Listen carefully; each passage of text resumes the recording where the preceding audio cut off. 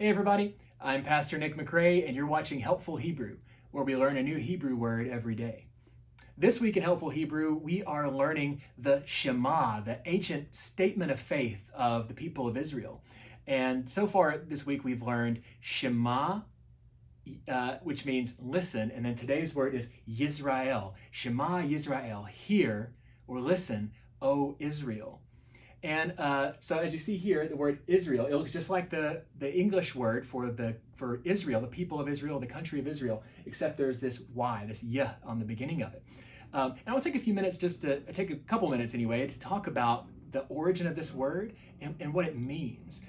We have to go back to the book of Genesis to kind of find the first time that this appears in the Bible. If we look at Genesis chapter 32, there's this really kind of awesomely strange story about Jacob, the grandson of Abraham. And he's out by himself in the wilderness, and it says that he began to wrestle with this mysterious person. As he's wrestling with this person, he's sort of holding on to him, and he says, I will not let you go until you bless me.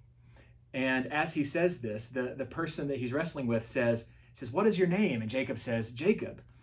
And then the man says, you shall no longer be called Jacob, but Israel, Yisrael, for you have striven with God and with humans and have prevailed.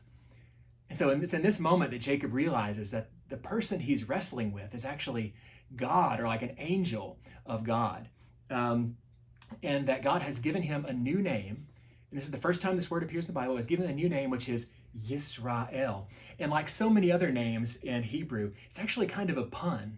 Right? It says Jacob realized he'd been wrestling with God, and actually the word Israel comes from a root word sarah, which means like to wrestle with, to fight with, to strive with, to struggle with.